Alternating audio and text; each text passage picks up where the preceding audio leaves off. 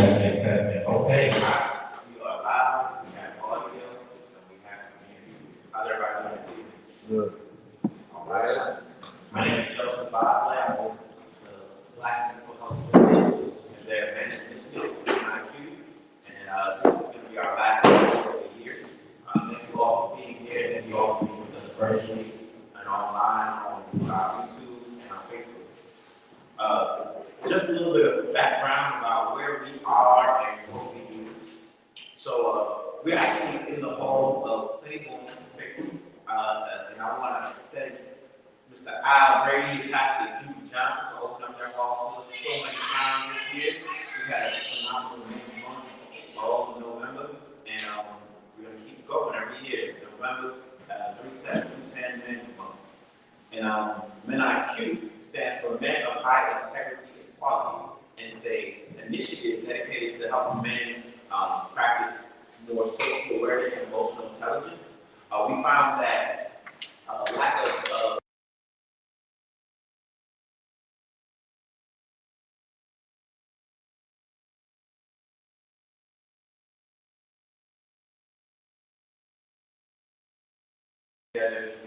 we want to blaze a trail by empowering men to regain their right place as leaders and walk in integrity. So that's what MenIQ is, that's what we do. And we do this in the fall, we do a Men's Month in November, and throughout the spring, we actually do a parade and a block party in honor of Jason Davis. So tonight's panel, before we go to tonight's panel, I'm Joseph Bosley, one of the founders of MenIQ, alongside Brother Benias and Zayas, Brother Shaker Shy. We have brothers with us. I see a brother Shabir Badani in the back. Yeah, and we have some other brothers with us that actually not with us at the moment, but have been essential to keeping this brand growing over the years. So thank you, brothers. Thank you, Brother Harold. Thank you, Brother Harold from the Urban League. And yeah, tonight's panel is all about a legacy of change makers. And so when we say a legacy of change makers, we're talking about individuals that have committed their lives to blazing a trail, to pioneering a field that is passionate and important to them, something they see that's missing in the community and that really there's not a framework for. So they've had to cut through the tall grass, they've had to lay the infrastructure. Some people actually up here actually lay infrastructure. We got many neighborhoods. They have to lay the infrastructure for systems and solutions that are needed in the community, but nowhere to be found at the moment. So without further ado, I want to ask our panelists to introduce themselves and the work they do. Starting from our right, Brother Benny Overton, and we're going to go wrap up around my left.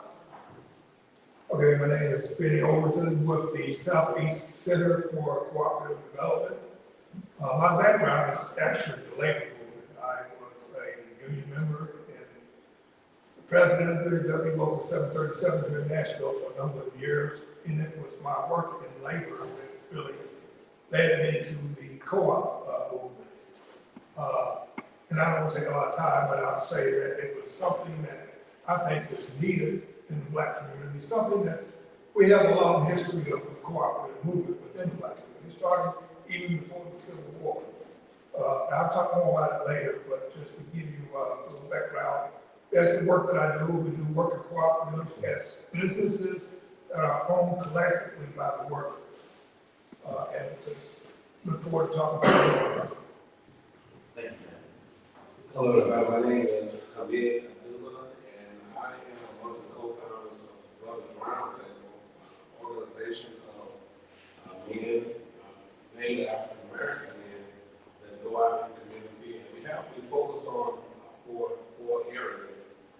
That's the area of business, education, political engagement, and community upliftment. And so those are the areas that we focus on.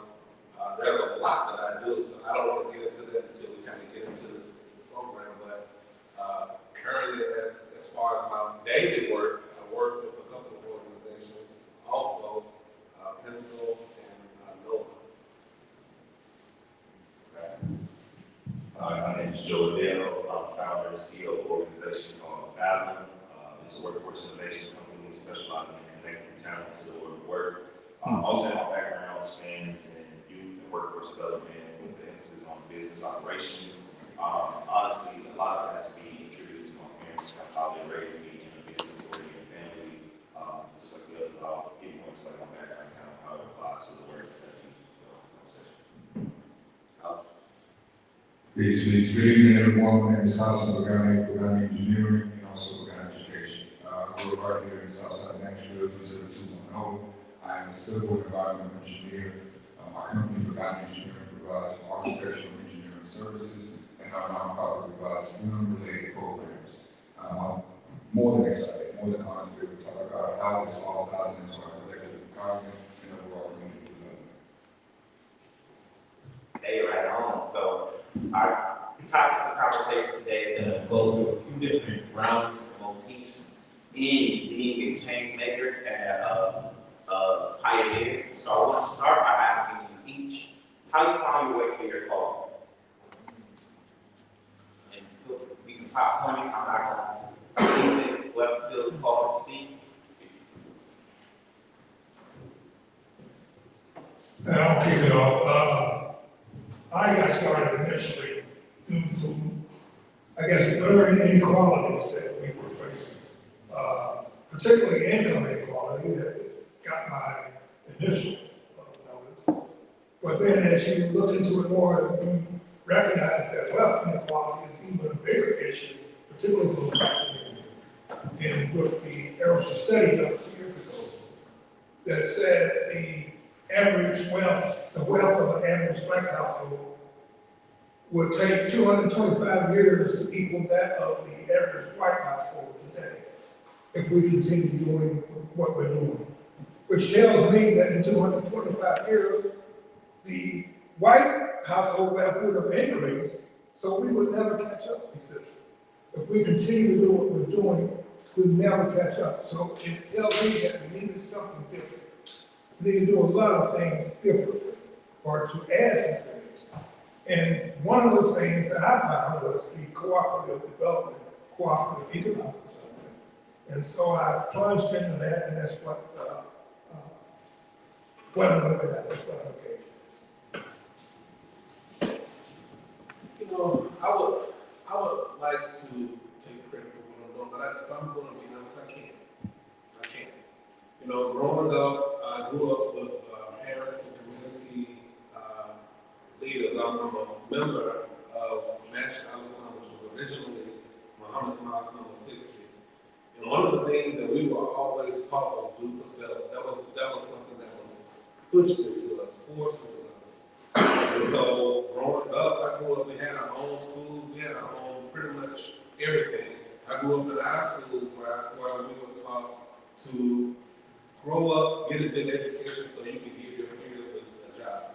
That's what we were taught. And so I can't take credit for that. This is just something that has been a part of my life.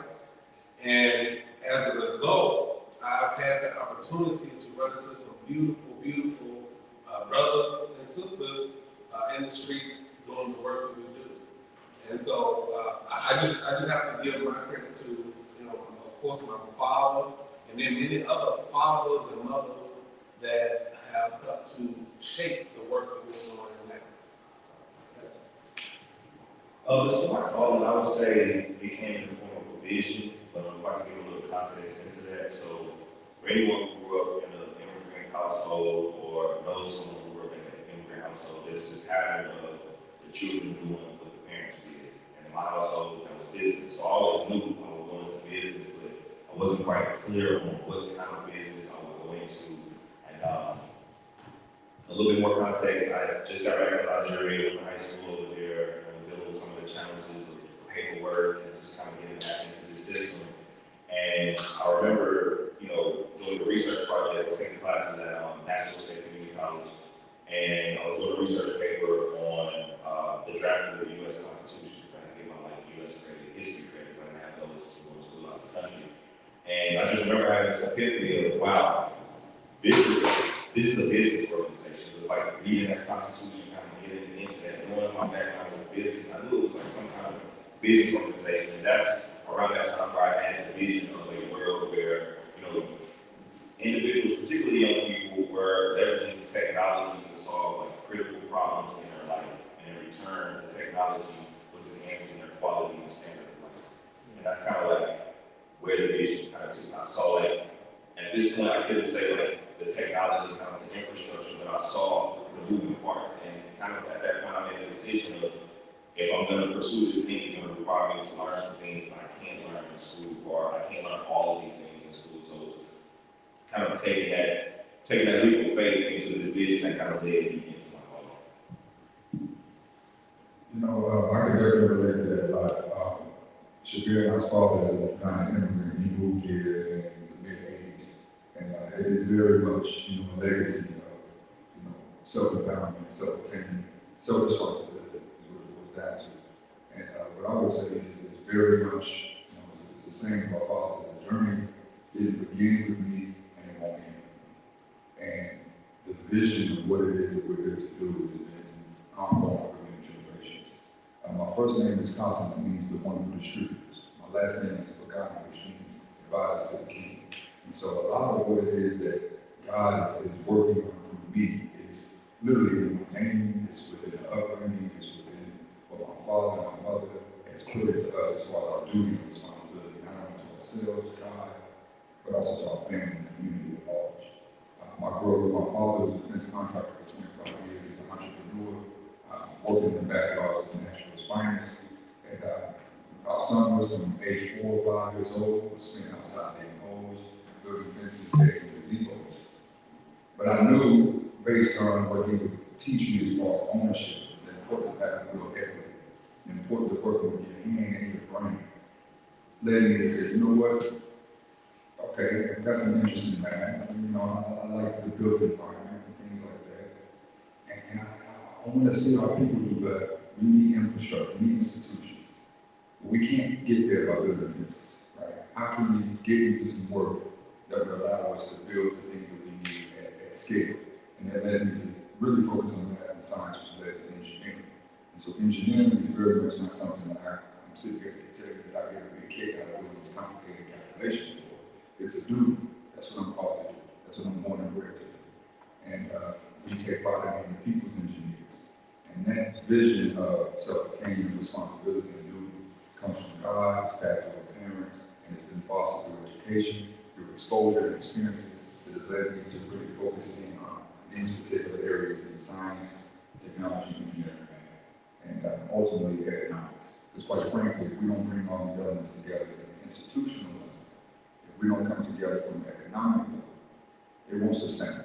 And in short, that vision really ties in to bridging that racial wealth gap, which at this point, today in 2023, the correlation is directly related to the STEM gap, the digital divide. If we don't bridge the STEM gap, close the digital divide in the next 10 to 15 years, then we have very, very little chance of closing the racial wealth gap, just like it was over 100 years ago during the Industrial Revolution.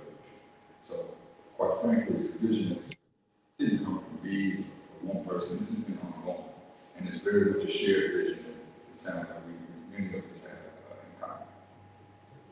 Absolutely, absolutely. I think, like I really told me earlier.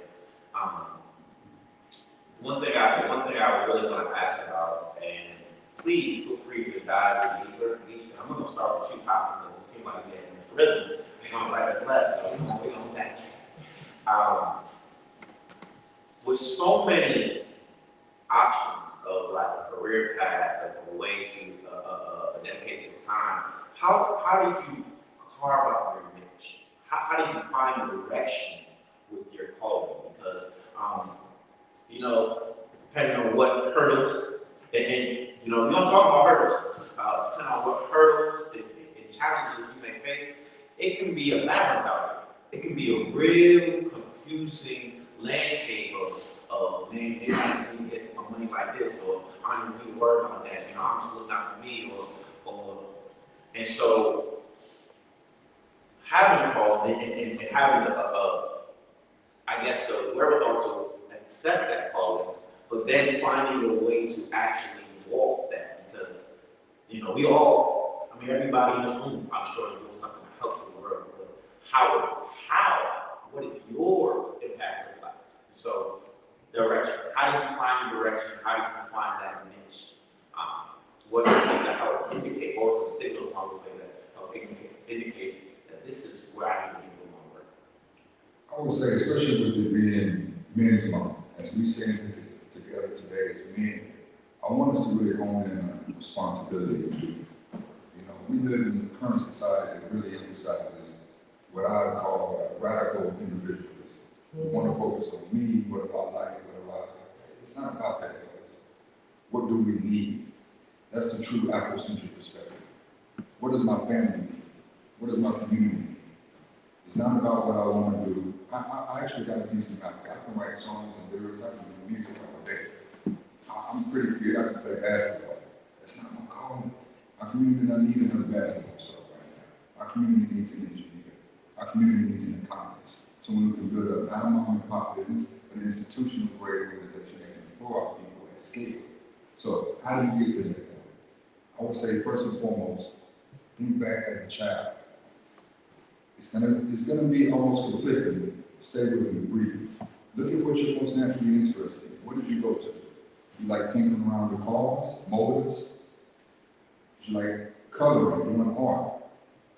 Did you always stay flying fresh? Maybe you're a designer, maybe a textile manufacturer. Look at what your core, most basic interest was as a child that you were drawn to. And then couple that, combine that with what was very challenging to you. Because as men, we are not being sharpened by our own endeavors, by our community, our environment, our experiences. We won't become who we're called to be. So look at what you have the most natural interest in and combine that with what is most challenging to you. And that is likely the nexus of where you need to be. So you said what is most challenging? What is most challenging? So elaborate on that. I've heard this thing about embracing challenges, the obstacles, the way, Brian Holidays, the talk. So you said find what is most interesting and combine it with what's most challenging. Right. So I would say this. Yes, something may come easy to you, but to become great at it, you gotta go through the actual challenges. I'll go back to that. You really are, you're a motorhead, always interested in alternators and combustion and all that. No, can't. If you're into those things, get into that space and then take it to the next level, right? How can I study this? How can I become one of the best at this particular thing? How can I learn about all the carburetors and radiators and brakes and pads and everything else? Do it in the most challenging way. Go to the most difficult classes that you can find. Go to the hardest trade school you can do. Challenge yourself. Embrace the trials and tribulations that come. You will have setbacks. Maybe you don't get a scholarship. Maybe you don't get a grant. Maybe you don't get the opportunity. But have a support system around you. Stay close with God.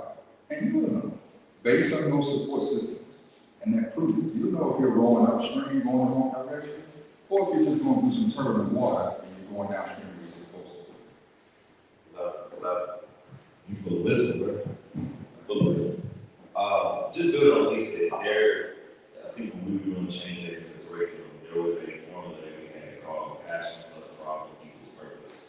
And, you know, like you said, when you take the thing that you're most passionate about, that is, you're willing to sacrifice the time and effort to pursue this thing. You're willing to go through that, I refer to it as resistance. You're willing to go through that resistance to get to this destination. And then looking for identifying a problem worth solving. And in our curriculum, we say like wicked problems. That is something that has some kind of societal impact, societal connection, right? That is, if I solve this thing for myself, it's so big and pervasive that other people will find value in the solution that I'm providing for this. And then ultimately, that leads to your purpose. I'll use myself for an example. When I first got this vision for Fathom, I knew nothing about technology. That was not my background. I had never heard of Silicon Valley, never heard the term entrepreneurship, even though I grew up in an entrepreneurial family. That just wasn't my experience. And there was this kind of intuition of this is going to be a challenging pursuit if you do this. And I think it's most important, as you said, to embrace that challenge because that pressure, that resistance is actually what forms and molds you into that unique thing. You know, we say a diamond, but it's this unique cut that you become, that you can reflect the light in ways that other people are not able. I won't say not able to, but reflecting that light in ways that other people are not reflecting it. So when we talk about the purpose, it's usually going to be based on some type of resistance. Truthfully, it has to be. It's not worthwhile doing if you don't place your purpose in something. Which I'm building on what you said because it's such a truth, right? So, like I said, for me, it was being willing to self-educate in these broad, seemingly having nothing to do with each other subjects, right? You know, I have a natural love for physics and economics, but most people don't see how those go together. And honestly, to me, they're like one and the same. It's like, how do you manage energy if you don't understand like the mechanisms of energy, right? And for me, it was having to go deeper into these subject matters, being able to recognize that sometimes things don't go your way. I think when I said that, while I was taking, random classes to the outside world, random classes, jumping from marketing to business to philosophy to sociology, studying different topics, they were saying that, this does not transfer into a degree. There's no pathway for the subject matter that you're studying. And that's fine. That's totally fine. I told them, like, I'm not here to make the grades, I'm here to learn. I know that's not like what you go to school for traditionally, but I knew that my path was my path. And I think another thing that you'll notice when you're in your purpose and on your path is God has a unique way of communicating you're moving the right way. I've developed this communications and relationship with God where I just know it's a feeling that I get when this ain't the right article to be reading, this ain't the right person to be talking to, this ain't the right project to be pursuing.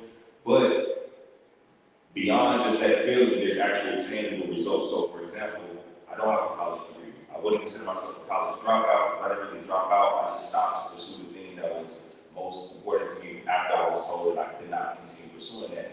And I found myself pursuing this project that we call Fathom with no degree in subject matter that people usually would say you require a degree to pursue this subject matter. And lo and behold, we were able to get a grant from the National Science Foundation's ICO program. For those who don't know, this is a highly prestigious program for some of the brightest minds in the nation. I'm not saying that I'm one of the brightest minds, I'm saying that I'm on a path that's so uniquely divine that only the most, resourceful kind of value can be offered to because it's such a unique thing. And it's not about me, it's about you pursuing your path. So for me personally, I will base it in, like, when you say, how you say focus, how you say align, is knowing your purpose. It's not something that you put in words like my purpose is to this. I had this conversation with my nephew just a couple weeks ago. It is literally a set of activities that you find solace in. There will be resistance, but the results from those activities far outweigh that resistance that you got. I can't tell you how many no's we've got when it comes to contracts, when it comes to investors, and all of these different facets of this work that I do. But what I can tell you is that God has continued to give me those signifiers that you're moving in the right direction. I added that. Brother. So in 2013, I was in the tire business. I thought that's what I was supposed to do in the tire business. But I noticed that a lot of sisters would come and they would talk to me. But this one particular day, there was a sister, and she came to me and she was crying about her son. So I said, bring him to me. We'll talk to him. My plan was to take him because he was out.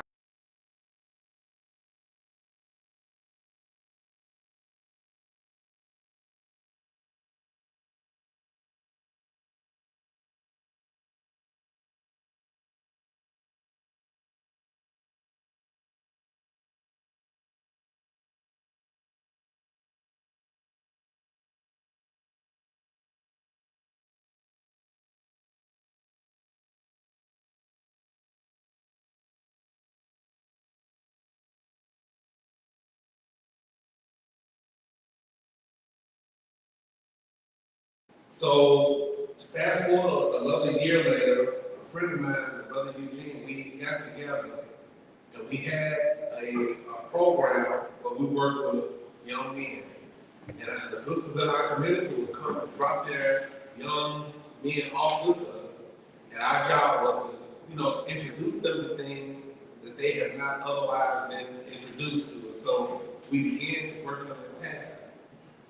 And so we got together and we said, well, we ought to sit down and do a radio program. So we got together with Mr. Heidelberg over at WUNL and we started a radio program. And the radio program began to have success. We were talking to all kinds of people. But the problem was, we were just talking. It was just talk. And we decided, well, let's do something about it. Let's put together a program for men. So, because we know how we feel, we were feeling a certain way about, going into community, making sure our boys had the things that they needed. I'm not discounting the girls at all. Because if you notice, our women have been on the job for a long time. A long time. And when I talked to the women, they were more they were saying, please do something. You all do something, try something. So I don't know if any of you know Rashida Fatuka from Gideon's Army. She was one of the ones, her and another young lady, Miss Jenny Calhoun. She said, get the brothers together. We're gonna help you get the brothers together. And we had our first meeting in 2018, and we had it over at the Luby Center, and we brought together about 20 men, 25 men. And over the years, that has grown because we found that a lot of men feel this way. And we're just so overwhelmed that we just kind of step back. It's a huge problem when we go out into the community and we see what's happening with our young people. We know it's a problem, but we step back because it's a lot and it's just me. And so we said, well, we can pull like-minded men together. And from there, we began to get brothers, and I mean literally, brothers coming out of prison, brothers who were attorneys. We got one brother who's in the House of Representatives. We had brothers coming from all over to try to put something together for our boys and our girls. But for mainly our boys, because our boys are the ones that are going into the prison system. Our boys are the ones that are listening to certain music that will push them to the prison system. And they don't see a representative of what a man is. And when you have a representative of what a man is, and when I listen to everybody here, a lot of these people, they've seen and had representatives of what a man is. So it just kind of began to push more and more and more until it got to the point where we have over 100 brothers who were pushing in a certain direction. And then we had some brothers from Memphis. They called and said, well, we want to do that. And we opened a chapter in Memphis. Then we had some brothers in New York who said, well, we like this. We want to open. So we began to open chapters in different areas, different cities across the country. And so, that was the thing that I felt was even more than my business, more than the education, is to gather us up. And there are things that this brother knows, that this brother knows, all these brothers know that I don't know. And that if we can pull ourselves together, we can all benefit from his knowledge of business, from his engineering, your knowledge of business, your knowledge of this, whatever we're doing. You may have knowledge in, constructing a road, whatever the job is. But we have that knowledge. And I'm going to tell you something else before I get out of here. We do everything. And it's because a lot of times we don't think about it. We are everybody. We're the ones that run the city. Right? You get up every day, you put your shoes on, you go to work, that's what you're doing. You're making sure this city runs. But when you're not organized and when we're not together, we think that we're by ourselves, we're stronger than what we think. And I feel that it was my call to show us, to help us, show us that we're stronger when we're together. When I think about how I got into the work that I'm in and why I know that it's what I'm supposed to be doing, my calling, I think it stems back from my background, because it's really a convergence of things that put me here. Because I would have never imagined development of economics. Even though my background, my education, early education was in business, I have an undergraduate accounting degree, then a master's in business. But I didn't work in the field. I went to work as an electrician. Worked there for a number of years. Then got involved with the labor movement and was standing up for, I guess, social and economic injustice and the injustice that we experience at work when you're working for a powerful company. And it has to do with the power imbalance of the big corporate capital empowered people against the workers who typically have no power unless they're organized. So I was deeply involved in that.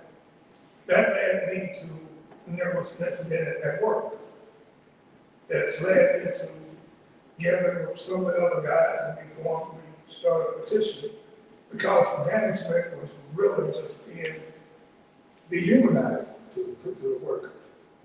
So we petitioned the Ford Motor Company to allow the workers to have greater say in some of the things that were going on at work.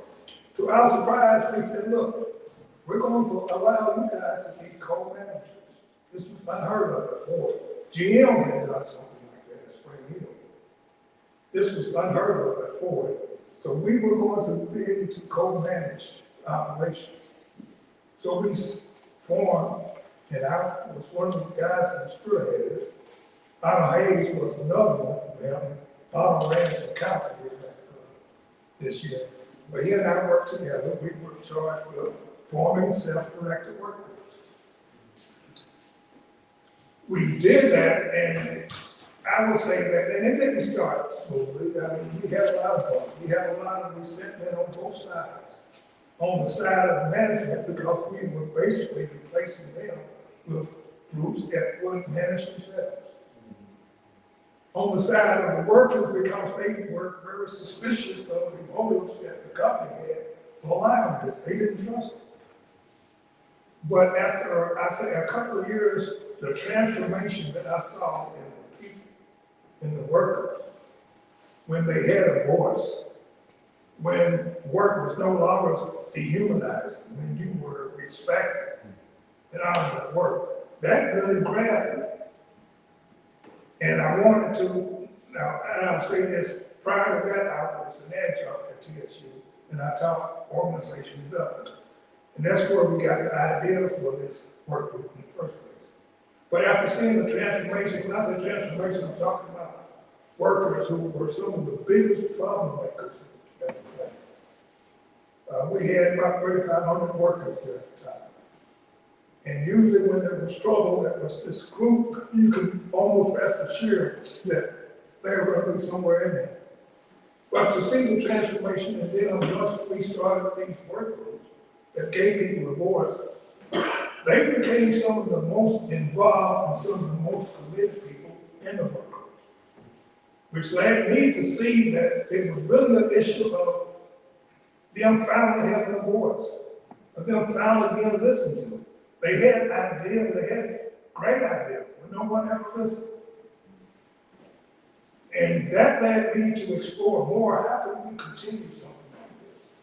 Because they eventually sold the plant, and the Japanese outfit developed, they did away with all of that. But I wanted to see, how can we continue that? Co-op was national. And it wasn't so much the economic thing that got into it, but the human side. The economics came about after I realized that, well, with co-ops, you know, there's an old saying, or something that was an African proverb. It says, if you want to go fast, go alone. If you want to go far, go together. And so the co-op gave us an opportunity to work collectively, work together. And as worker co-ops, the workers own the business. So they get to share in the profits. So that's wealth creation, which is needed in the Black community. Opportunities to create wealth. Also, we get to set or have a voice in what your income is going to be. It's no longer where this powerful capitalist company is dictating your wages. That's why so many people are working now at wages that you can't possibly sustain life. Because they get to exploit due to the power imbalance. The co-op says you don't have that power imbalance. Because structurally, the workers own it. So we address the income inequality issue, as well as the wealth inequality issue, as well as the human dimension of work. And so for me, co-ops just resonated so deep. I know this is what I've got to do. This is what I've been called to do. And that's how I got into co-op development. That's why I know this is where, because I have a diverse background. You know, factory workers treated like crap at work, master's degree in business, didn't use it until we had this opportunity to come up. All these things came together, and I know this is what I'm supposed to do. I'm thankful. Thankful for the guidance. And it comes from that inner voice that doesn't shout, but it whispers. But when you hear it, you know that, you know that it's right. That was my job. I could add something really quick to that. That voice is usually the loudest when you're in the most uncomfortable and the most uncomfortable environments. That's when it's the loudest. A lot of times we're in our comfort zone, it's too noisy to hear that voice. So that's another kind of angle of looking at the challenge perspective that you want to introduce. So, but you got to clarify. So when you mean I'm in an uncomfortable environment, I can hear my inner voice better. Yeah, you outside your comfort zone. So, for example, we have a lot of sayings, the road less traveled, things like that. The idea is that when you're in that space of no one else is doing this, this isn't an easy thing to do. Not everyone is attempting this thing. That's when the insight, that's when the foresight can come to you. Okay. Wow. Look, y'all touching on so much. I don't need to prompt, but I do have some prompts here. And these prompts are related to navigating the murky waters. Yeah. We know it's not going to be a smooth sail. We know there's going to be a lot of bumps along the road. And so, how do you stay motivated? How do you get back when challenges hit? And we're going to elaborate on any specific challenges that hit y'all along this journey.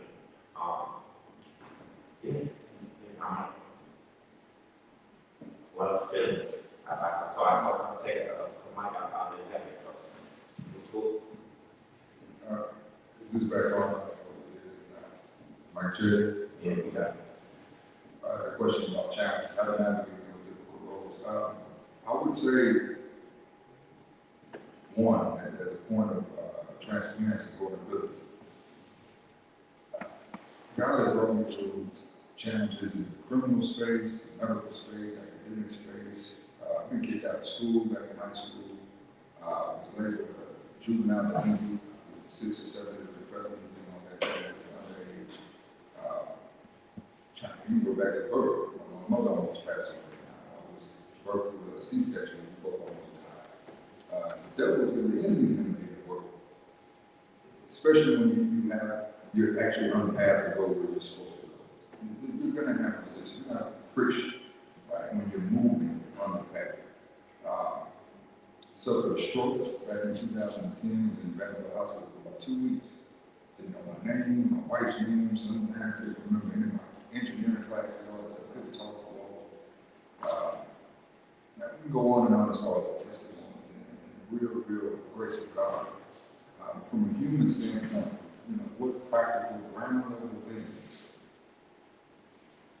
was I in a position to do? Because to have faith is one thing, but faith without works is work with dead. So what practical ground level work was I doing? That's one point.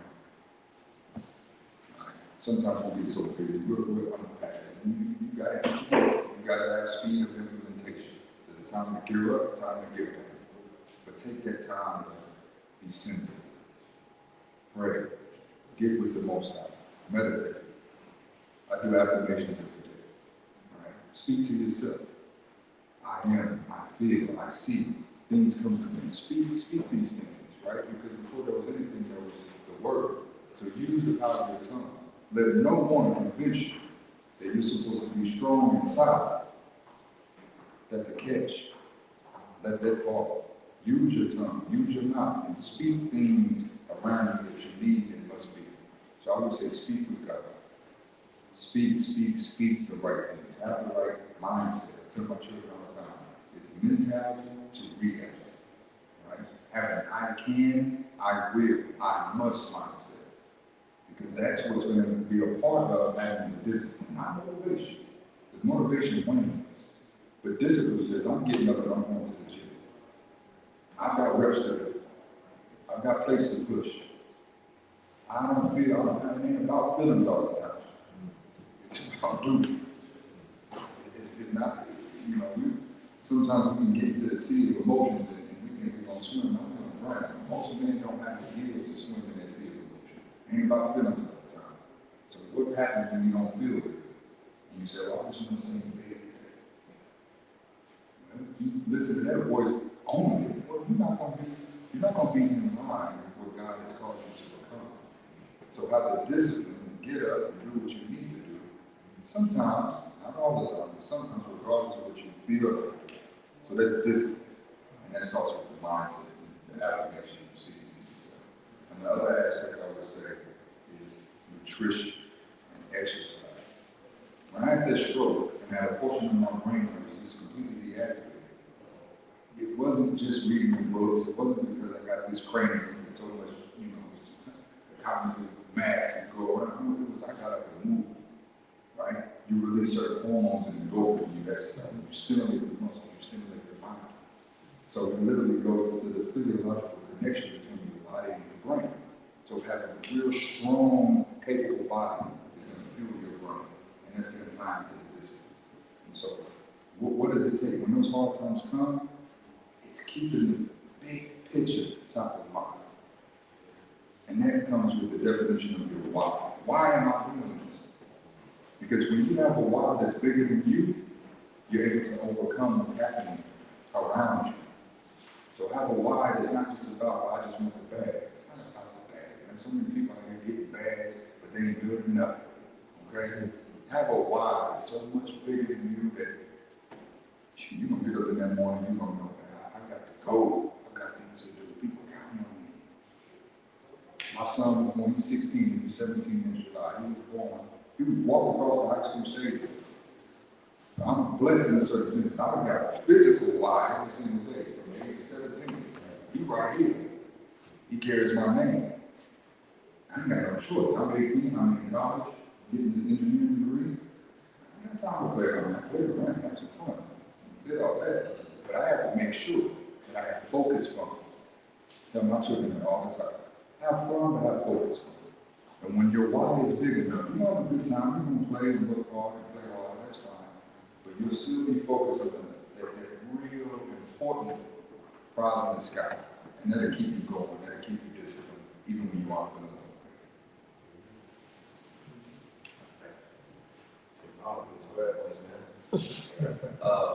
So before I answer the question, I would like to acknowledge some personal privileges of mine. I think it's really important that I do that. So I come from a two-parent household.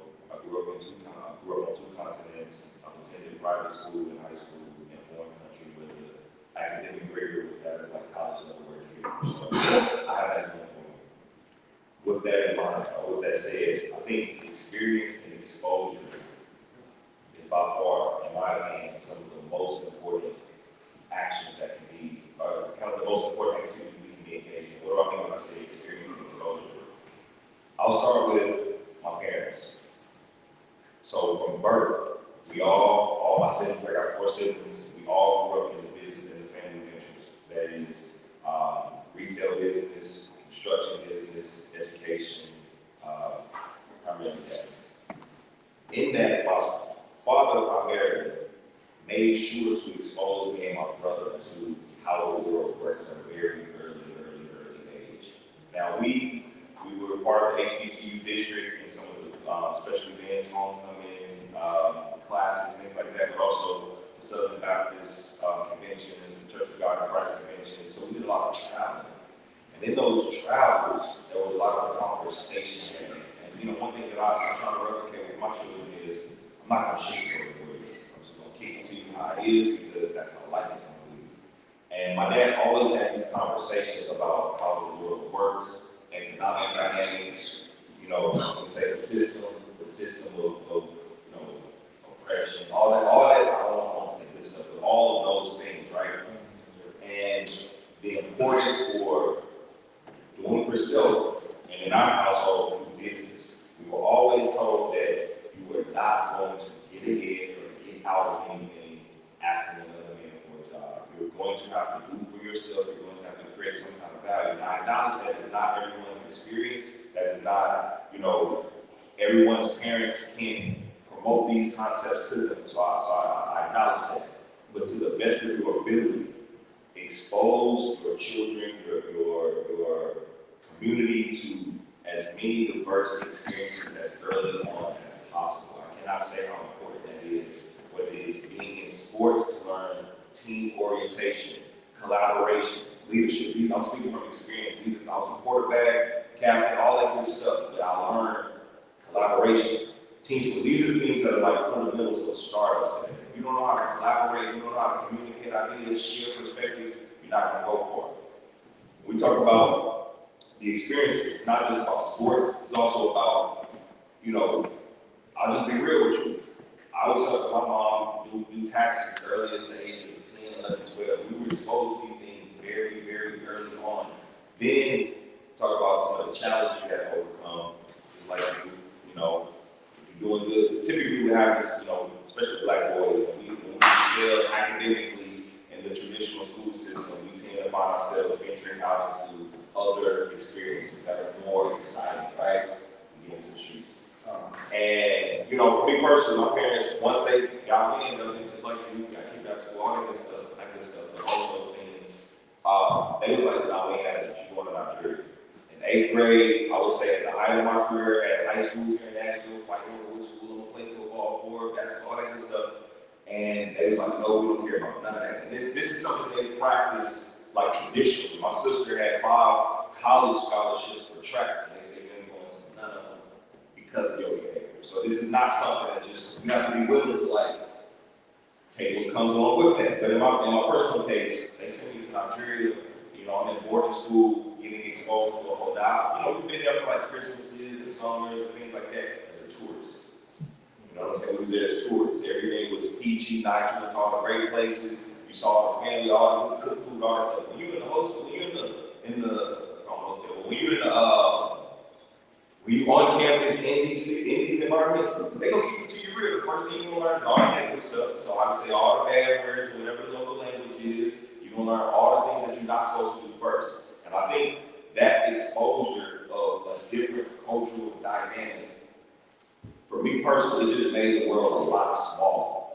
I saw the world so much smaller. This is something my brother identified too. When we both came back and we're sitting in the office and they're trying to figure out what classes to give us because almost every class that we could take, we've already tested for that. Me and my brother, he was in 11th grade, I was in 12th grade. We were taking basically the same classes, like sex ed, French, just random classes because all the good stuff we'd already taken.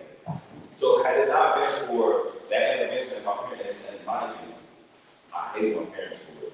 I hated it for it. I didn't want to talk to them. Like, y'all sent me all the way over here. My dad literally lied to me to send me over there, bro. Woke me up. And everybody, we all, a lot of us, either our parents know this story or we know somebody with this story in the immigrant community. Wake you up, you're going to New York, sleep one night in New York, and then you got the airport. JFK, it's Nigeria. Dropped me off. I think he was there for maybe 2 weeks. He was gone. He got me there, got me in school, and did that. And I was in my feelings about it. I really did not rock with my parents for a long time because all I could think about was what they took away from you instead of the opportunity that they was actually providing. So I think another important point is perspective. And this is something that I like to pride myself on, the ability to perspective shift. That is, see things from a different angle. I've sold drugs, I've been in jail, I've been a class captain, I've been federally funded.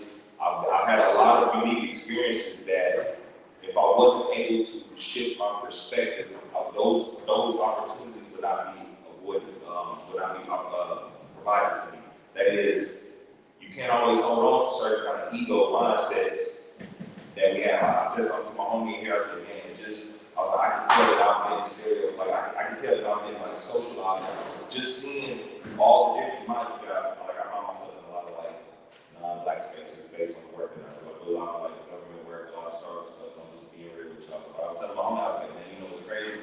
I said, I can tell that I've been like socialized, like just by looking around, including my own hair. Like, I was like, man, one would think that being here with news is like really being here with people who are trying to like better their lives. Right? So being able to shift your perspective and catch it in the moment, for me to be able to say that to my mom, like, bro, this is something I thought about for a split second. I know it's not right, but like, look how crazy I can think sometimes, like, amongst my own people. So I think that is an important quality to have, the ability to move from this how I normally see it, this how I normally would be engaged, to like, I know you probably don't know better, or you come from a different background, so I'm gonna like shift my perspective, go from business to street, from street to academic, from academic to political, from political to social, like, being able to navigate these different domains of information, understanding, and expectations. Let's just be real. So get it back to the Nigeria piece. Had it not been for me going to Nigeria, I would not have found my love for economics and my love for physics. Because these are subjects that we don't learn at an early enough age in this country unless you are in private school, unless you're going to a school where they're intentional about the education and not just teach you, how to best get a job. Those are experiences that I can pride myself on. I've never had a conversation about a job application with my parents. The only kind of institutional thing conversation I've ever had was I promised my mom I would get a degree. To this day, it does still bother me because I didn't get that degree. We've had that conversation, and at this point it's unnecessary. It's not that it's unnecessary, but they go to school, TSU for business administration. My mom mastered in education, and that's what I do. So it's like I got a first-hand experience. And also, again, they expose us to this stuff very early. I can recall, talking about overcoming some other challenges, not the language barrier, but the syntax, right? Or semantics. There's a certain way we talk in academia. There's a certain way we talk in the scientific. There's a certain way we talk in the streets. And I remember my first time seeing terms like marketing, promotion, customer acquisition. I was like, I've been doing this my whole life. And that was when I had an epiphany of like, it's not really the book knowledge, it's really the experience and the exposure. You can find the words to catch up to the experience and the exposure by reading. That experience, it's not that hard to overcome that. But again, that experience, that exposure, as early and as often and as diverse as possible, I think is a make or break for overcoming these challenges, connecting some of these bigger jobs of systemic racism, prejudice, all that negative stuff, all those things, right?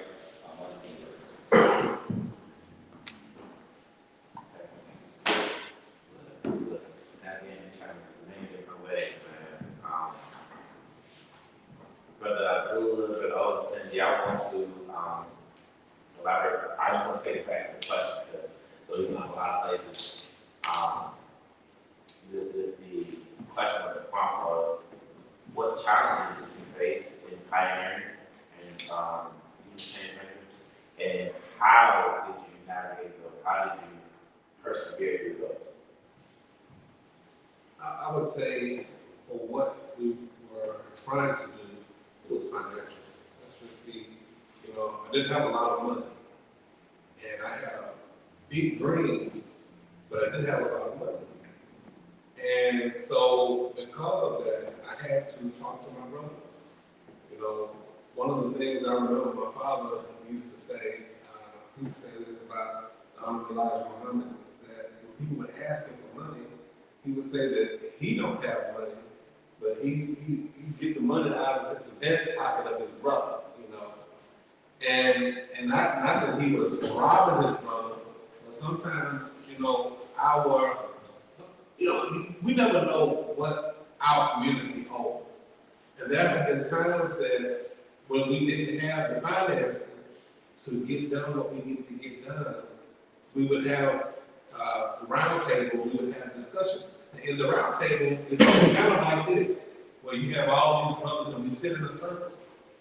And we sit in that circle because there's no leader of this circle we are all one unit, so if I pull out of the circle, we close the gap. If somebody adds to the circle, we open the gap, right?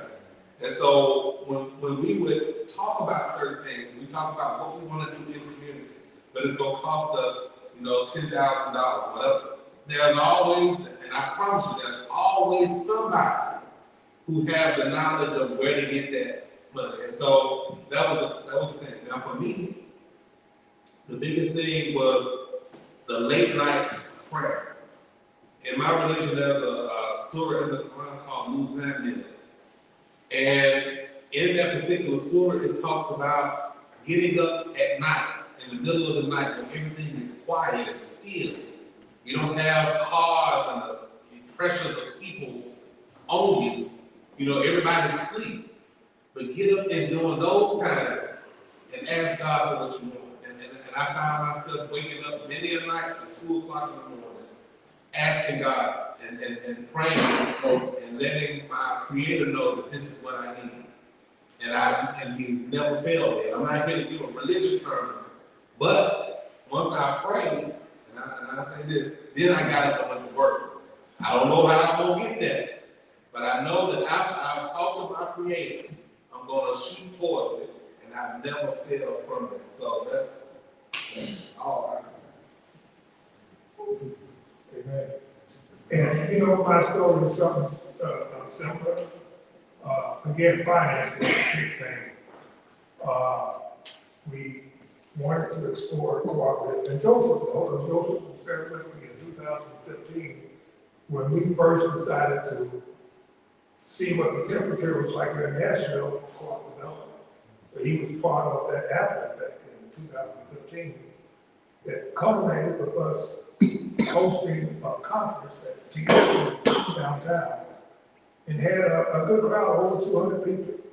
So that told us, yeah, there's interest, but we had no money. There was a group called the Southern Reparation Loan Fund who gave us part of the money we needed for that.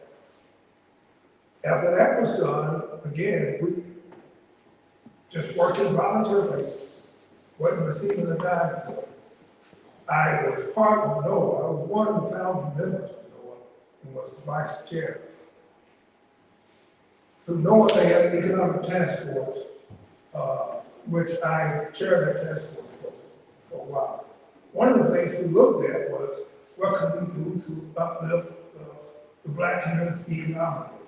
So of course, I was interested in co-op, so that was one of the things I wanted to explore. And so I got an opportunity to do that. But I would say a lot of it has to do with going on faith.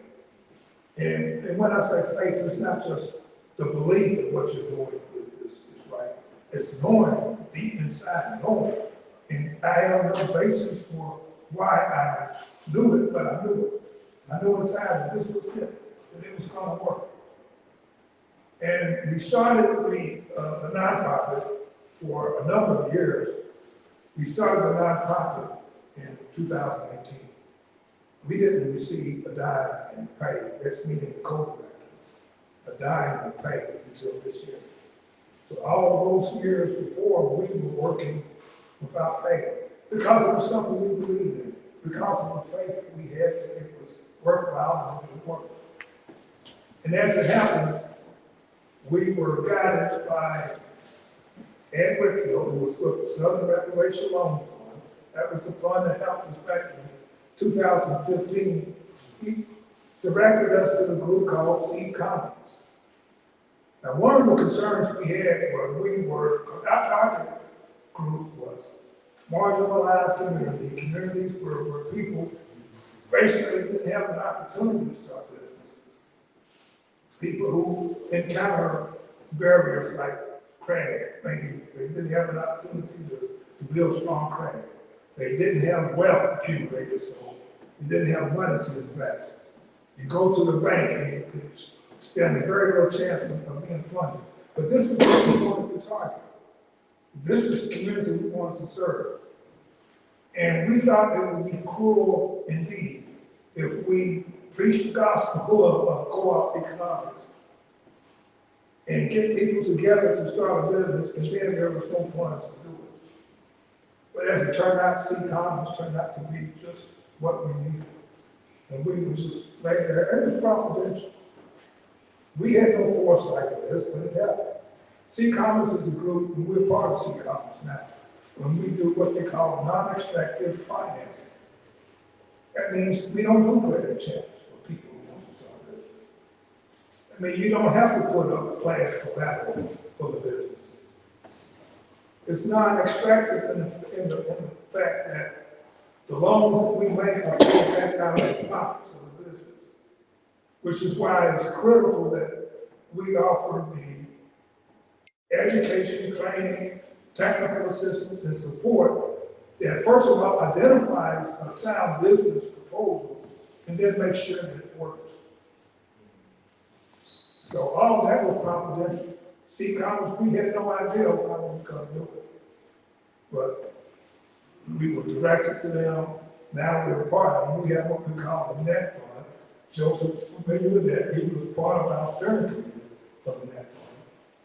And it's all based on people going to the academy, we getting to know you, we build a relationship, and we can see that this person is committed, the group is committed and determined to make this business succeed, and we were happy to find it. So that's how we navigate the challenges that we encountered. It was just, I think it was more it was just faith. And allowing that faith to guide you and stepping out, not knowing where it's going to come from, but knowing in your heart, knowing deep down inside, it's going to happen. It's going to happen. Wow. Man, I'm hearing some really key, or really special keys, I think, that we can look forward to if we want to learn and walk our path, if we want to lay the trail. I want to reiterate some of those, and I want to prepare for a wrap-up as far as our panel and open up for the audience questions people might have. I think you all are ready to stay in person. I think some of y'all. I heard, embrace and confront those challenges. Lead into your challenge. I heard exposure. It's not enough to know, but you have to see, you have to be, you have to embody, because it was there all along, it's like the knowledge. But I also heard a lot, and we in the house of God, heard a lot about having a relationship with God, having a relationship with your source.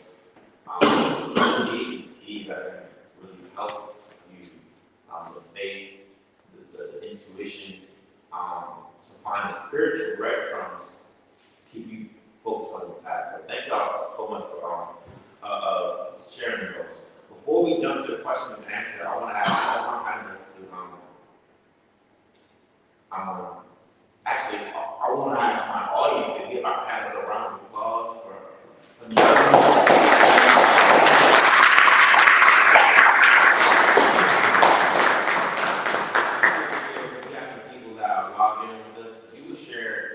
again, your name, what organization you're part of, and how people can find you. And lastly, you share just a anchor, like what anchor, if you would identify anchor principle, or anchor habit, like you said, you can start the day affirmation, you got to speak to yourself. I remember that. If you would share just one anchor that has been your key or your go-to solution as you continue to tread forward on a very unwritten mission. Unwritten. There's no track list. There's no job. Nobody got hired. Everybody up here is completely wrote their own story and has created some money for others. So thank y'all again. Name, organization, how we can find you, and what key principle, what key habit has been essential for your success. Yeah, Okay. My name is Benny Overton. The group that I'm with, the nonprofit, is Southeast Center for Cooperative Development. You can find us on, I think our website is called co-ops with the coopnow.org. The principle, I think, is that we can go further together. Coming from labor, I know that there's power in working together, power in solidarity. So going further together is the principle. So my name is, again, Hamid Abdullah, and my organization is the Brothers Roundtable. You can find us at thebrothersroundtable.org, and then also you can find us on Facebook, and I believe Instagram, other places. But Brothers Roundtable, if you need more information, brothersroundtable.org is a good place to start. The thing that I always keep in mind, no matter what, is God is bigger. Bigger than what? Bigger than any problem I have, and He's always the solution. And he's bigger. So that's what I would go with. God is bigger than all. My name is Jordan Adiola. You can find me and more about my organization at fathomPBC.org. That's FATHOMPBC.org. And as far as kind of last point, I would say reading, honestly. Outside of everything else that I've said today about experience and exposure, I think reading is actually a shortcut to those experiences and exposures. If you're able to, we all know that what is wealth? Wealth is knowledge. So how do we get knowledge? Through information and experience of that information. And for me personally, I would say reading is the most important thing. I would say there's two books that I think everyone in this room and anyone watching can read to kind of get them further along this path. That is The Crisis of the Negro Intellectual by Harold Cruz and Blueprints of Black Power by, what's his name? Ames Wilson. It's actually my favorite author, funny enough. I think if you're into like black studies or kind of black knowledge, liberation theories and things of that nature, I think a lot of our modern day concepts that we can play with today are founded in those books, particularly those two books. I think they do a really good job of explaining the dynamic we find ourselves in here in America, and also providing resources and tools for us to use. The last thing I'll say is that information will be used to operationalize our mind. I won't say weaponize, because some people see that as a threat, but we can make our mind operational. That is, it is a thing that we can control to do things for us. Once you can separate self from mind, you now see your mind as a tool, and every tool needs resources to make it, it needs to be maintained, right? So the reading is how we maintain our mind and how we create opportunity, unique opportunity for us. Don't try to take that. Yeah. Look, we don't need these books again. Those are powerful books, and I love that.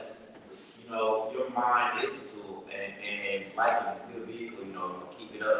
It's gonna break down. It's gonna look grimy. You gotta clean it. You gotta test about what type of gas you put in that thing.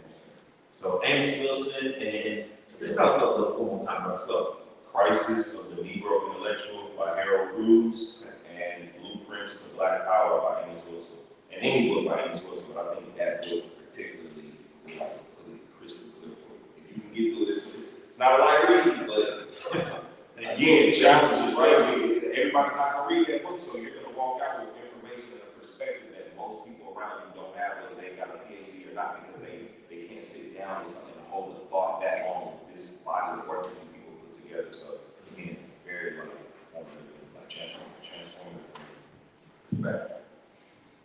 One of my favorites, by the way. Yes, most definitely. Qasim Bagani, that's Kassam. Bagani, be like Fargo, HEGANI. That's Bagani Engineering. You can find us at BaganiEngineering.com and also BaganiEducation.org. The key takeaway is to stay on code. And I would say code is in KODE, knowledge, order, discipline, and execution. It's mentality to reality. And a few book recommendations as well. One of my favorite, and I would say this especially for the fathers and the young men, The Conspiracy to Destroy Black Boys, volumes 1 through 4, has been a mandatory read with my son since he was 6 years old. And the author is Jawanda Kunjufu, if I'm pronouncing his name correctly. It's a conspiracy to destroy black boys. as an essential read for men is The Way of the Superior Man, and also King, Lover, Magician, Warrior. I encourage all men to read that. It was very, very reaffirming for me when I read that book, to really get in touch with your kingship. What it is about you as a regal, royal, and of course, just really anchored in that essence. The love language, how to love, what sides of you can you use to love your family, your woman, the magician in you, how do you use your words, your essence, your chi to really navigate through spaces in a very magical way, and the warrior, gotta be. What ways do you actually navigate through the battles and of course the wars of life? King, lover, magician, warrior. Yes. Who wrote that? I don't have all of that already. Yeah, I heard that one before. Man, y'all, thank you. I have a book I want to, I read it yesterday, not to mention Jessica Gordon Milmont Oh, yes. and Collective Courage, in which she chronicles the history of cooperative economics in the Black community and how important cooperative economics has been in the viability of the Black community. And there happens to be a free PDF of that book that you can get online, download online. It's Collective Courage. Collective Courage. Yes, yes. Man, that's just a phenomenal lesson Gordon Milmont. So, did you have a word? I was gonna say, we got Round table. Right. Well, one of my favorites, actually, the one that you just mentioned with Dr. Haynes Wilson was a favorite, and I know I read it in college, the African Studies, the African Studies program. But I would say a book that I particularly liked was Miseducation of the Negro by Carter G. Woodson. Yes, sir. Okay, so we have about 15 to 20 minutes. I think we have a bright audience with a bright mind, inquisitive mind. Anyone have some questions? You know, I'm happy to take the mic around. Any questions? Any individual panels for the panels for the room? Absolutely. I just got to say, I just want to say I appreciate y'all because this is what I've been praying for. See more Black men come together because there's certain things that I need that, I don't have access to, but now I have the access to. So I appreciate y'all showing up and coming out. It's really important. I appreciate y'all. Appreciate you, brother. What's your name, brother? Nicholas, were you here earlier? Yes, sir. In Kirkwood? Yeah, Yeah, okay. All right. I walked outside of the spirit. I saw you, I'm like, you look familiar. I didn't see that much, but, all right. Yes. I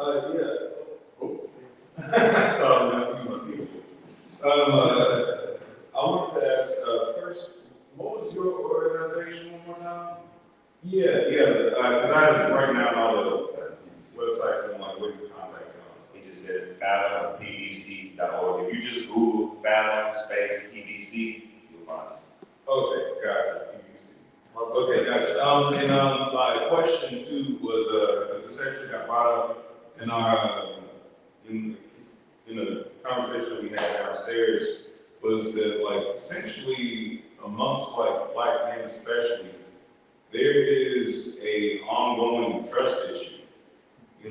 Like we have an issue with being able to trust one another, to be able to organize, and be able to get together, and be able to strengthen the community. How do we build that trust? And y'all have an insight on that, like how we can continue to build trust, continue to build foundations, especially through collective action, through collective spiritual growth and collective, just trying to grow one another up instead of being crabs in a bucket. Take a stab at that. So one thing I'll say is, I think one of you guys addressed it. We got to address the medium of information we're taking in. I listen to rap music, trap music, all that stuff. I watch, all of this stuff. But at the same time, if we're not balancing that out with the books, with the documentaries, with the meaningful conversations, that becomes a sense of norm. There's this thing about being desensitized to a situation where becomes normal and almost expected. Kind of like what I acknowledged when I was in with all these strong black men of like, it feels a different kind of vibe, but then it's at the same time, we have to be able to check that. I think, I'll just make an example with you.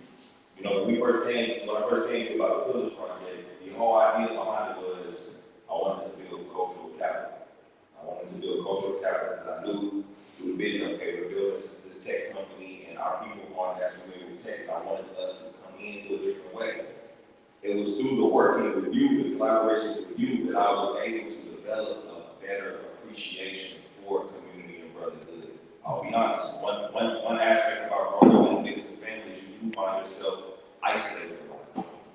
Because you're on the other side of the table selling to people, it's transactional. Not to say that you don't have relationships, but finding individuals who already understand that connection with community and being able to tap into that, I would say has been something that's worked for me. But I would have to emphasize, man, we really have to like be very intentional about the information that we're sourcing. You know, I don't listen to the radio when I'm in the car because I don't want to be put into a consumer mindset. The moment you stop listening is the moment you actually start listening. A lot of people don't realize that. Let me emphasize that. The moment you stop listening is the moment you start listening. So going to sleep with the TV on, that's that. When you wake up and have this idea, like, oh, get this, that commercial will trigger that you didn't even know that was a commercial for. So being very intentional about how we filter the information.